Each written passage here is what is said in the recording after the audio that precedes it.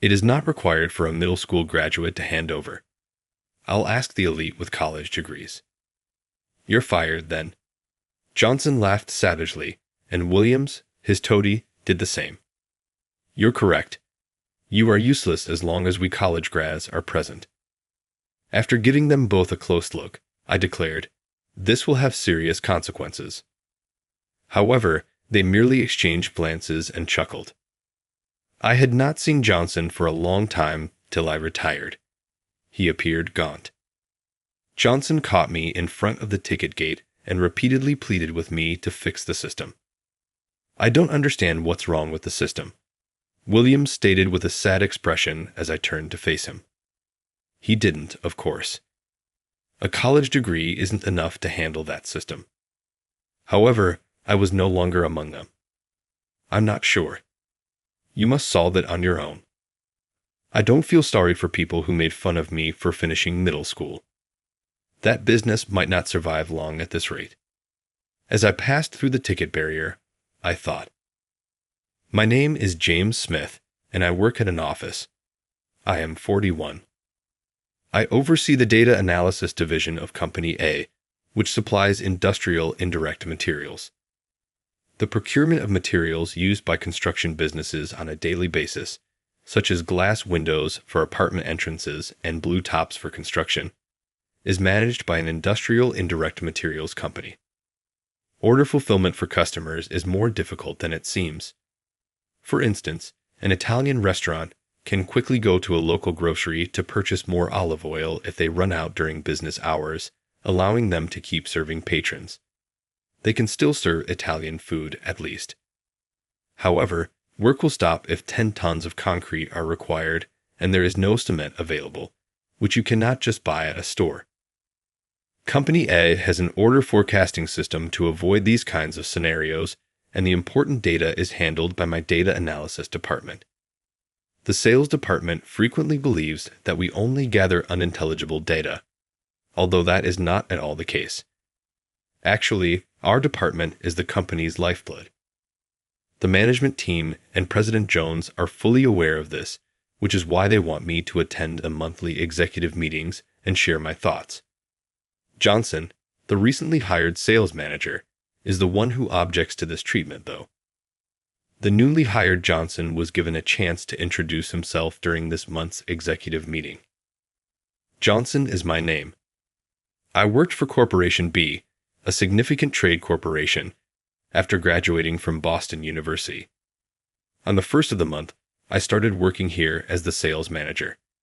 There seem to be a lot of Boston University alums here, and I'm excited to speak with you. According to my initial assessment, he took great pride in his intellectual background, but it appeared that others didn't share this sentiment.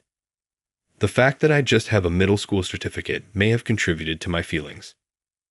It was my turn to get up and welcome everyone after the managers and executives had given their introductions. Smith is my name. The department in charge of data analysis is me. Good to meet everyone. Head, Johnson said, raising one eyebrow. I assumed that managers and higher were the target audience for this executive meeting. Do you have a particular presentation to make today? Johnson asked in a haughty manner. The fact that I, a person in my 40s, was surrounded by managers and executives in their 50s and 60s appeared strange to Johnson, who was in his 50s. No, that isn't true. President Jones shifted the topic as I was hesitant to clarify. Well, don't worry about that. Let's discuss the present problems now. Jones' sentiment made perfect sense to me. Because our department deals with a lot of internal, secret data, he didn't want to bring too much attention to the data analysis department. For instance, a department's performance would greatly increase if I released particular data to them. But there are two sides to that. The corporation as a whole frequently suffers losses even when a department's performance momentarily improves. That's why my data analysis department doesn't share analysis results with any other department and has a confidentiality agreement with the corporation. We had a data leak event once, so it could sound overly stringent. There was an affair going on at the time between a female sales representative and her supervisor in the data analysis department. It seems that he complied with her request to reveal order-related information. People around her started to suspect her as her performance took off, and the incident was made public. The woman and her boss were, of course, dismissed. Owing to unforeseen circumstances, I assumed the role and put in a lot of effort to protect the data collection system and put preventative measures in place. I still believe that the department head position was not worth the trouble.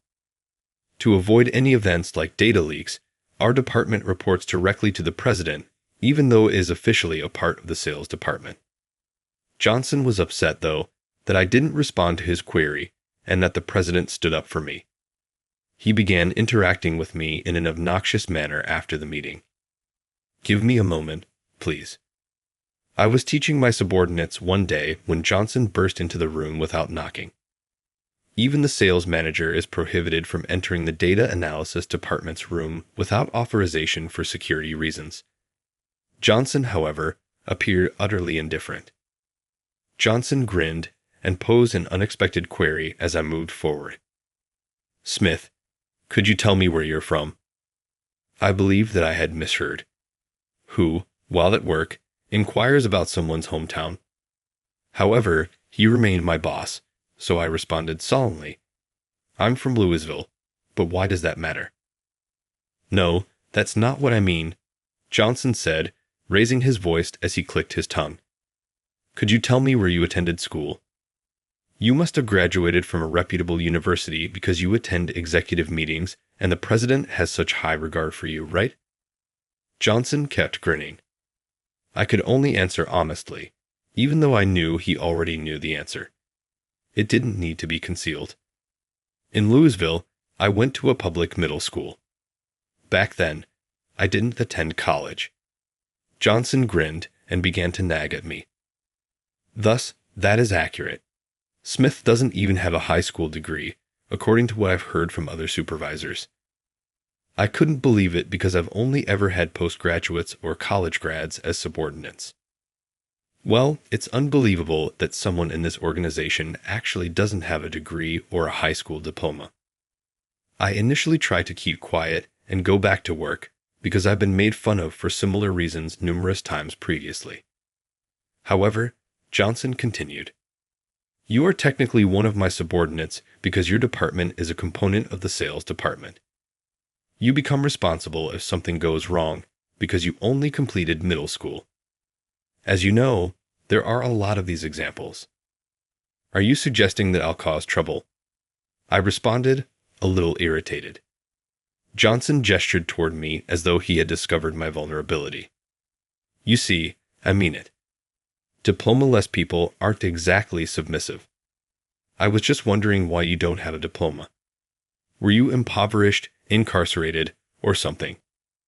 Because I just completed middle school, was he really treating me like a criminal? I traveled abroad when I was 16, therefore I don't have a high school or college degree. You don't need to worry because I won't cause any issues. Additionally, please leave the room as we are handling sensitive information here." Johnson objected, saying he was the manager and all that, when I tried to show him out. However, I was able to eject him from the room, and he spent the entire day tinkering with computers while earning a hefty salary. You won't get away with it now that I'm here. Keep it in mind. I let out an exasperated groan as I watched Johnson storm off after his parting shot. Johnson made me his target and started aggressively interfering with my work after that day. Ever since, I've had to put up with Johnson storming into the room and picking faults with everything. Even worse, he never arrives by himself. He also began to torment me with Williams, his subordinate. Williams, who works in the sales department and is about my age, was jealous of my promotion. He was a resentful man who always said that I was fortunate to be hired when my boss was let go. It was intolerable that Williams was Johnson's henchman. Their combined pestering made every day a battle. Naturally, I informed higher-ups about Johnson's meddling in an attempt to prevent him from interfering with my work.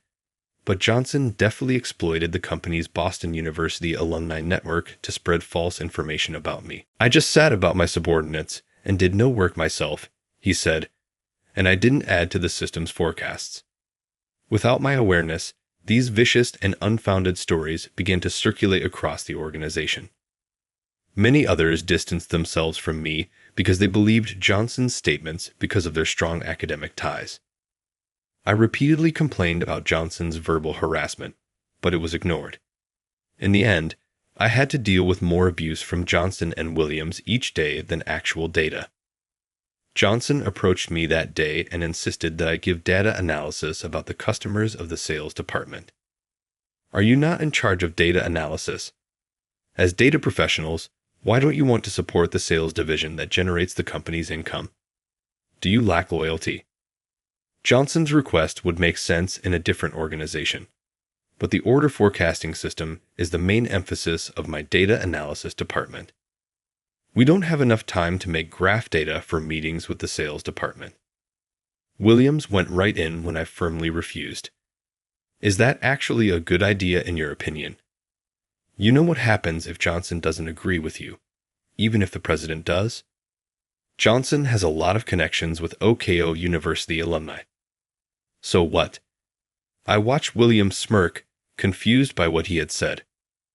"Oh, you didn't graduate, therefore you don't get the importance of university cliques. Unlike you, a middle school graduate, Boston University grads support one another in the workplace." I was annoyed that Williams thought I was a recluse. If so, why not employ a sales assistant with data analysis skills using your connections at Boston University? In addition, the sales department has a number of helpers. Why don't you ask them? The assistants are often chattering when I visit the break area for coffee. They ought to take action regarding those assistants before accusing me of stealing. I struggled, expressing my annoyance. Johnson appeared really stern after seeing my remarks as a critique of his administration. "A high school dropout who has the audacity to disparage my subordinates. Who are you, in your opinion? You data folks who just tinker with computers are not like us." Williams joined Johnson in shouting, "You're correct. I'm sorry, Smith. Do you treat managers that way?" I could have handled this professionally by bowing my head, but I didn't bend. I've discovered from experience that caving into irrational requests simply makes them worse. These two would not be able to take advantage of it if I apologized now. They would keep coming up with reasons to make me serve the sales department. My subordinates would be drawn into it as well. I couldn't allow my hardworking crew to suffer that fate. "You were the one who initially disparaged our department as being just data guys. I'm not going to apologize." Williams then yelled, "What did you say?" and abruptly shoved my shoulder. "You act so powerful, even if you simply uphold the feeder system. An order forecasting system could be used by anyone with a college degree. Data guys like you are not needed by us. The business simply feels sorry for you." Williams' remarks clearly unsettled and disturbed my subordinates in the vicinity. Johnson fanned the flames. "Indeed. Excellent work, Williams. As long as we have our outstanding sales team, the business would function perfectly without the data analysis section. The reason this high school dropout becomes so haughty is because the president only loves this system too highly." I was taken aback. These two are aware that without FETA, the business cannot operate. Johnson, in particular, who often attends the executive meetings, doesn't seem to see the significance of the system. However, the two persisted in bragging that even sales could keep the system up to date, and that performance would be enhanced by letting go of all the data analysis staff and shifting their pay to the sales department. Yes, it is correct. At the executive meeting next month, let's suggest that the sales department be given direct authority over them. Since the president is currently away, it will undoubtedly pass if we are ready. You'll be the one in command, Williams. You, a college graduate, can manage it with ease, right? Williams gave me a sly look and then gave Johnson a serious response. Obviously, I can succeed if Smith, a high school dropout, can. My repressed annoyance erupted at his remarks. Is that correct? Then I'll give up. If you believe you can, go ahead and try it, but I'll wager you can't. I snapped at Williams, who winced but curtly shot out, "Oh, I'll do it. You're simply getting in the way. You high school dropouts ought to quit this organization." Johnson smiled and took Williams' side. "No need for a middle school graduate to hand over the work. We'll ask the college-educated. So you're fired." Those in the vicinity were agitated when it was mentioned that there was no need for a handover. These two, however, ignored the whispers around them and lacked a sense of urgency. Johnson and Williams, his henchmen, both laughed savagely. "You're correct. You're worthless as long as we college graduates are present. This will have serious consequences, you know." However, the two only exchanged glances and chuckled. Does that sound like a loser's whine? Resigning now is too late to change your mind. You caused this yourself. I had no desire to work with them any longer because of Williams' contemptuous demeanor and Johnson's contented smile. Johnson, who denigrated me for lacking a degree, and the other staff members who disapproved of me due to their focus on academic qualifications, were no longer important to me. I started to move toward resignation after whispering to myself that I didn't care about what had happened anymore. The day after I left Company A, I received the following information from my former subordinates. When the order forecasting system ceased producing projections, FETA experienced its first wave of fear. Only the employees of the data analysis department I had left behind were in a panic at that time. Williams, who had partially replaced me as head of the department, was too preoccupied with courting Johnson to deal with the issue. He even shouted, "You guys are college graduates, aren't you?" after his subordinates informed him of it. "Put your minds to work and solve it." Williams said this before he and Johnson left for lunch at a posh hotel nearby. At the start of the following month, the second wave of panic struck. Our company's accounting departments began contacting us to report significant differences in the sales department's quotes and invoices. In one instance, a $40,000 quote for 5 tons of building supplies became an $80,000 invoice. The entire team was in a panic as customers called the sales department and demanded to talk with the person in charge. The sales staff initially believed it to be a straightforward billing error, but they quickly recognized it was much more severe and went white. What on earth is happening? Someone tell me. However, nobody in the sales division was available to respond. They received a deluge of complaints in the interim. Then, when Day Construction, our largest client, called us first thing in the morning, we infuriated them. An official informed Johnson that Day Construction's president had made the decision to discontinue working with us and go with Company B, our rival. When Johnson heard this, he fell to his knees. Before departing for an emergency management meeting, the executive informed Johnson that the company had lost more than $30 million in revenue. In a trance, Johnson hurried to the sales department. Why? How did this occur? Williams approached Johnson, who was seated at his desk looking pale with timidity.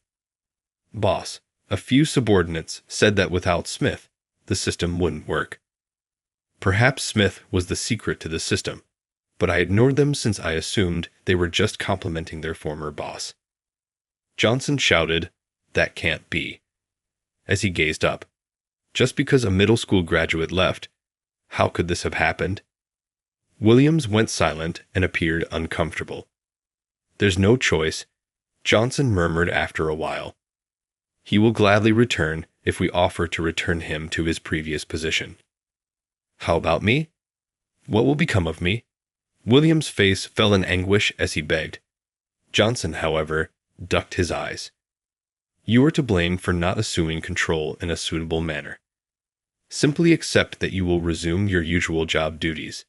Don't worry, we can resolve this as long as Smith returns."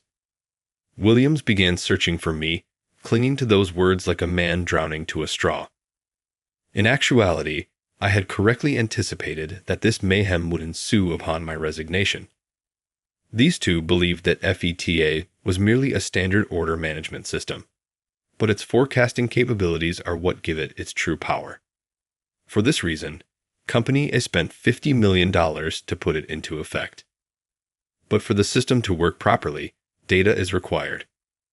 Orders are taken and data is entered into the system by the sales team. The order reception is shown here. Our organization purchases the required industrial materials based on the order data. This is where the order is placed. Nevertheless, there is a serious problem with this approach. Industrial material prices fluctuate. Prices can even rise fivefold in a single year. The recent spike in copper wire thefts is well known. These thefts occur as a result of criminals from nearby Asian nations stealing copper from Japanese building sites and reselling it after learning of the shortage. To put it briefly, the cost of limited resources rises. However, no matter how many orders we receive, we will not be able to make money if we put orders and buy materials when prices are high. Our clientele will stop doing business with us if we charge them exorbitant prices. On the other hand, selling at a low price results in losses right away. Company has spent $500 million creating and implementing the FETA system in order to solve this. FETA keeps track of customer order information, evaluates order volume and timing, and forecasts future orders to arrange advance orders. FETA enables us to place orders when prices are low in supply when orders are received, as demonstrated by the copper wire example from before. Regardless of the season, we don't have to pay exorbitant costs for supplies, and our regular clients may obtain industrial goods at consistent pricing. A win-win system exists. My previous data analysis team entered the data for FETA. It may seem easy to enter the required data, but it might be difficult to transform a variety of data into a format that the system can use. While order data is processed, purchasing data necessitates some degree of price prediction. This implies that we have to enter a lot of data every day, including political changes, stock prices, temperatures, and legal changes. The accuracy of the order projections automatically declines if the data is inaccurate. The only disadvantage of FETA is how difficult and time-consuming data input and gathering are. The data analysis staff was overworked prior to my arrival. I was hired when Jones, our president today, and the vice president at the time, approached me at a startup event and asked for my assistance. At the time, I was working as a pastime developing different software and supporting a friend's startup overseas. I seldom ever go to middle school since I never fit in. My preference for playing with computers at home has been constant. My anxious parents sent me overseas to study languages, even though I had no intention of attending high school and intended to spend my free time on my computer at home. Fortunately, the language school I went to also provided English language IT classes. I soon became fascinated with developing software and apps, and if my classmates asked for a special program, I made it for them for free. I began taking software development seriously when a friend told me that I had a knack that may be valuable. I started to establish myself as I sold my own apps and assisted friends with their enterprises. Jones, who was company's vice president at the time, asked me if I could make their system better. I found it intriguing and agreed to work for his company, but with a stipulation that all software I developed had be patented under my name. I didn't want my inventions taken away from me, even if I was making improvements to their system. I gave some of my students software and apps that were later marketed and made a lot of money. Despite numerous cautions from friends, I decided not to underestimate my abilities. Then, as Jones had hoped, I created software to fix the problems with FETA. All of the data pertaining to changes in the pricing of industrial materials was gathered and examined by this software, which then automatically integrated it into the system. My team's workload decreased as a result, and FETA's forecasting accuracy increased noticeably. Company's performance gradually increased as a result of attracting more customers by being able to purchase supplies at a lower cost than rivals. But of course, I deleted the program I had created for FETA when I quit after arguing with Johnson and Williams. FETA was a bike without a wheel in the absence of the data collection software. Their projections' accuracy steadily declined, ultimately resulting in losses as a result of their inability to correctly integrate order data and their reliance on order receipt data. I saw a haggard Johnson and Williams a month after I had left the organization. They didn't know where I lived, but they had been waiting there every day after learning from my former subordinates which station I used for my commute. They must have been lucky to see me when I was at the station for personal errands. At last, we located you. Kindly return to the branch. Johnson continually begged me in front of the ticket entrance, oblivious to the attention from onlookers. I snarled back, knowing exactly why they were having trouble. What's wrong? As recent college grads, you said you would be able to navigate the system with ease. You shouldn't now require the assistance of a high school dropout. Johnson's face twisted in annoyance at being talked down to by someone they thought was beneath them. Williams took his place and said, I'm sorry, Smith. We'll put you back in charge of the department. Fix FETA for us, please. The phrase reinstate you still conveyed his arrogance. You claimed that at the time, you didn't require any handover from me. Don't you think you'll be okay without me? With a forlorn expression, Williams murmured, almost inaudibly, I don't understand what's wrong with the system. I retorted, Johnson and Williams undervalued the system's value without knowing it, which is the problem, not the system itself. Even those with college degrees find it difficult to navigate this system, but I'm no longer one of them. You'll have to work it out for yourself. I'm not sure. I didn't feel sorry for people who made fun of me for finishing middle school. As I passed through the ticket gate, I thought that firm might not last long at this rate. But when I got in touch with President Jones, I was forced to give in. When Johnson and the others began circulating horrible stories about me, Jones had already been admitted to the hospital for cancer surgery. I was unable to stop them because of this. When Jones eventually returned with the president's assistance, he was surprised to hear that I had quit and that the company was facing more complaints. He looked into it and found out how badly Johnson and Williams had treated me. The executives who treated me badly and believed Johnston because they were Okio University graduates infuriated Jones. Compared to the executive meetings, there were fewer executives in the president's office when I was called in. Smith, I sincerely apologize for the incident. Those that mistreated you have been replaced because I wasn't present to supervise. Academic credentials are not enough to keep this organization afloat. Even though they weren't directly engaged, the executives at the table shuffled uneasily, obviously regretting their role in my resignation. I've brought you here today to see the proper retribution meted out to those who wronged you and harmed the business. This is your chance to defend yourself, Johnson Williams, if you have anything to say. The two cowering in the corner of the president's office looked up at Jones's words. Well, I had no idea, President. Nobody informed me of the significance of that system when I joined this organization in the middle of my career. But despite Johnson's desperate yelling, no one came forward to support him. Williams smiled nervously and started pleading with the president. I simply couldn't take on Johnson, my university senior. I'm not at fault. Because I didn't have a high school diploma, you were the one who ordered me to leave this company, right? I had to interrupt, and you replaced me. It's difficult for me to accept that you were merely carrying out Johnson's instructions. Jones spoke to the now pale Williams in a chilly manner. You should be aware of the consequences of your statements as a professional. You were obviously jealous of Smith and attempted to drive him away, even if you were just following Johnson's example. In defeat, Williams' shoulders drooped. Jones turned to face the two and spoke forcefully. I think termination for cause is the right course of action for individuals who harmed the organization in this way. I presume that nobody here will continue to defend them on the basis of their academic background. Without a word, the execs nodded. When they saw this, Williams and Johnson fell to the ground. I talked to them. What transpired is that this is worth all of your college contacts. Your poor judgment, which valued people solely on the basis of their educational background, led to this predicament. You really have no hope." Johnson gazed at me, shaking with rage.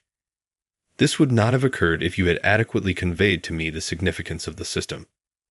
You didn't intentionally tell me because you were envious of my college degree." Still attempting to place the blame on me, I was astounded by Johnson's bravery.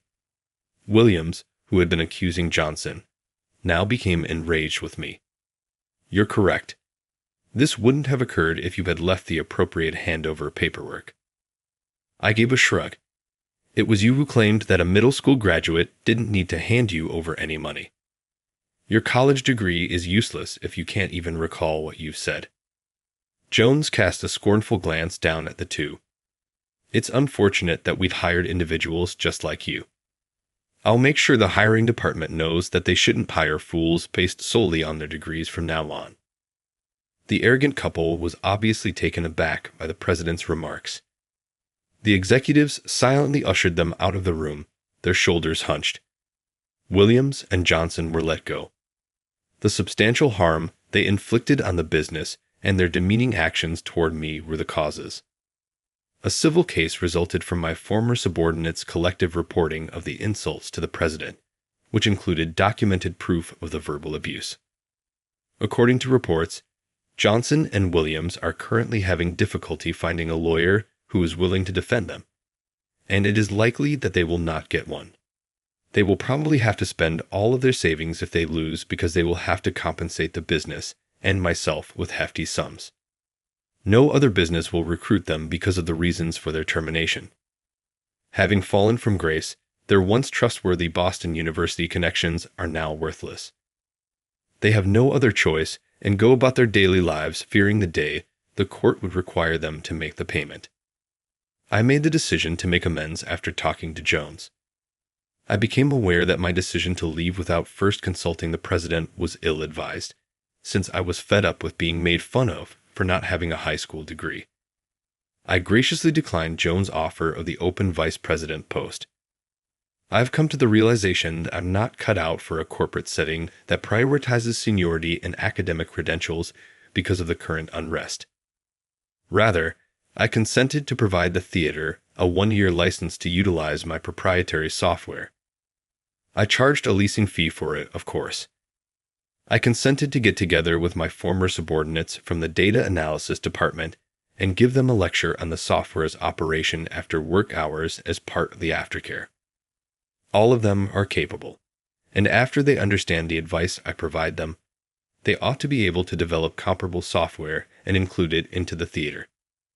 I've become weary of the construction sector and intend to go back to my everyday habit of developing software and apps that benefit people. I've always been intrigued in the travel industry, so I might now look at prospects there. I was shocked when Jones volunteered to invest right away when I told him I was thinking about launching a software development business. This time next year, I see myself leading a startup as its CEO, eager to explore a new universe.